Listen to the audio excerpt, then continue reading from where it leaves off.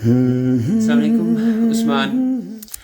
Pen के causes and remedies के related ये सीरीज़ मैं आप लोगों के साथ शेयर कर रहा हूँ, क्योंकि I think as a pharmacist it is my duty to share important information, essential information with you. Rebound headache की इंफॉर्मेशन है, रीबाउंड हेडेक या मेडिकेशन ओवर यूज़ हेडेक की इंफॉर्मेशन इस एपिसोड में, एपिसोड नंबर 2 में आप लोगों के साथ शेयर करूँगा। Over the counter pain killing medicines, over the counter वो मेडिसिन होती हैं जो आप डॉक्टर की प्रेस्क्रिप्शन के बगैर जाके मेडिकल स्टोर से ले सकते हैं, जैसे पैरास्टामोल, एस्पिरिन या आइबुप्रोफेन। ये पेन किलिंग मेडिसिन हैं, पेन को ख़त्म करती हैं, दर्द को। तो ये medicine over the counter medicine होती हैं। ये आप लोग अगर खाते हैं तो अक्सर ऐसा होता है कि जब इनका असर ख़त्म हो रहा होता है तो आप दोबारा से, आपका दिमाग कह रहा होता है कि जा और मेडिसिन खा, और फिर जब एक दफ़ा फिर से ख़त्म हो रहा होता है, इनका बॉडी से, ये बॉडी से बाहर जा रही होती है, तो फिर दिमाग कहता है। तो ये आप लोग अगर ऐसी किसी सिचुएशन में है तो ये एक साइकिल है और इसमें आप फंस गए हैं, और ये रीबाउंड हेडेक की साइकिल है।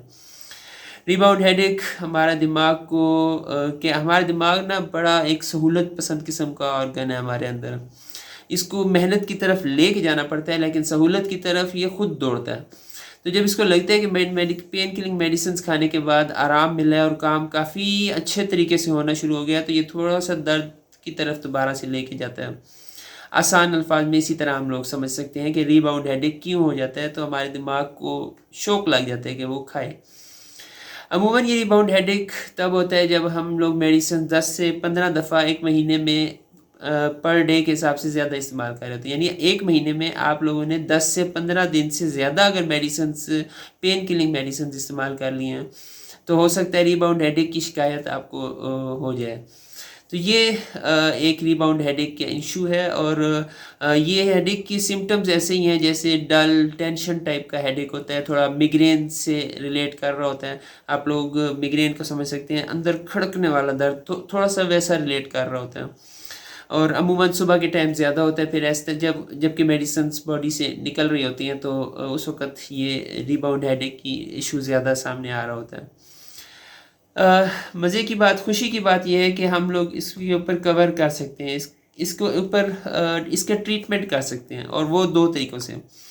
एक तो ये है कि आहिस्ता-आहिस्ता इसे बॉडी से हम लोग रिमूव करें इस इशू को, और दूसरा ये कि हम नॉन फार्माकोलॉजिकल टेक्निक्स इस्तेमाल करें, स्ट्रेटजीज़ इस्तेमाल करें। आहिस्ता-आहिस्ता किस तरह कम करें? जैसे फ़र्ज़ किया कोई शख़्स महीने में 20 दफ़ा पेन किलिंग मेडिसिन, 20 दिन पेन किलिंग मेडिसिन्स खाता है महीने में, तो इसका मतलब हो गया कि 1 हफ़्ते में 5 दिन वो इस्तेमाल कर रहा है।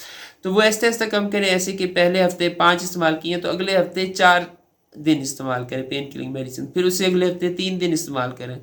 ऐसे-ऐसे आहिस्ता-आहिस्ता कम करना शुरू करें। फ़ौरन तौर पे कम नहीं करना, क्योंकि उससे बॉडी समझ नहीं पाएगी, और वो हो सकता है कि वो कुछ अच्छा ना महसूस करे, वो कुछ अच्छे रिज़ल्ट्स आप लोगों को ना मिलें, थोड़ा-सा मुश्किल हो सकता है। तो आहिस्ता-आहिस्ता कम करना है मेडिसिन्स का यूज़।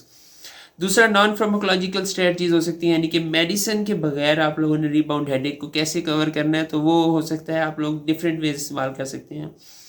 एक तो हाइड्रेटेड रहें, ज़्यादा से ज़्यादा पानी पिएँ। ज़्यादा से ज़्यादा का मतलब इतना ज़्यादा भी नहीं कि बार-बार वॉशरूम के चक्कर लगें आपके, इतना ज़्यादा कि आप हाइड्रेटेड रहें। क्योंकि अगर हाइड्रेशन की कमी, पानी की कमी होती है बॉडी के अंदर, तो उसकी वजह से अलग से एक हेडेक की इशू होता है, और वो हेडेक का अगर इशू हुआ तो दिमाग उसको रिबाउंड हेडेक के साथ जोड़ लेगा, और आप लोगों का रिबाउंड हेडेक का इशू थोड़ा-सा बढ़ सकता है। तो हाइड्रेशन अपनी रखें, पानी अच्छी अमाउंट में पिएँ, ताकि हाइड्रेशन रिलेटेड हेडेक ना हो और उसको रिबाउंड हेडेक से ना जोड़ा जा सके। बॉडी कम से कम, बॉडी को बहाना ना मिले कि हेडेक होता है। स्ट्रेस को अपने कंट्रोल करें, स्ट्रेस मैनेजमेंट रखें अपनी, यानी आप लोग इसको मुख्तलिफ़ तरीक़ों से कर सकते हैं। यानी अच्छा सोचें, आप लोग कह सकते हैं कि डीप ब्रीथिंग करें, जैसे वो मार्शल आर्ट्स में करते हैं।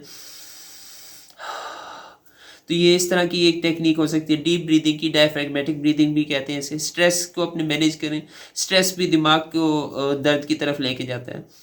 स्लीप अपनी रेगुलर रखें, अच्छी अमाउंट में सोएं, अच्छे तरह से सोएं, ताकि आप लोगों को नींद की कमी की वजह से सर में दर्द ना हो, क्योंकि वो सर में दर्द होगा तो वो भी एक बहाना बनेगा रिबाउंड हेडेक के लिए। तो ये टेक्निक्स हो सकती हैं। इसके अलावा आप लोग कर सकते हैं ट्रिगर्स देखें। ट्रिगर्स यानी जो चीज़ें आपके सर के दर्द को बढ़ाती हैं, सिर्फ रिबाउंड हेडेक नहीं, कोई भी इस किस्म का सर का दर्द हो सकता है, वो बढ़ाती हैं। तो आप लोग वो चीज़ें चेक करें। जैसे अक्सर लोगों को खाना जब उनका स्किप हो जाता है, खाना वो नहीं खाते तो सर में दर्द होता है, या चाय कॉफ़ी वगैरह नहीं पीते हैं तो उसकी वजह से सर में दर्द होता है, या सही तरह से वो बैठते उठते नहीं हैं, पॉस्चर अच्छा नहीं होता उनका, तो उस वजह से सर में दर्द होता है। तो ये चीज़ें भी अपनी ट्रिगर्स चेक करें, क्योंकि इनको भी रिबाउंड हेडेक से बॉडी जोड़ सकती है, और रिबाउंड हेडेक की जो सिचुएशन है, जो इशू है, वो बढ़ सकता है। तो ये ट्रिगर्स अपने चेक करें और इनको लिख लें और इनके ऊपर ओवरकम करने की कोशिश करें।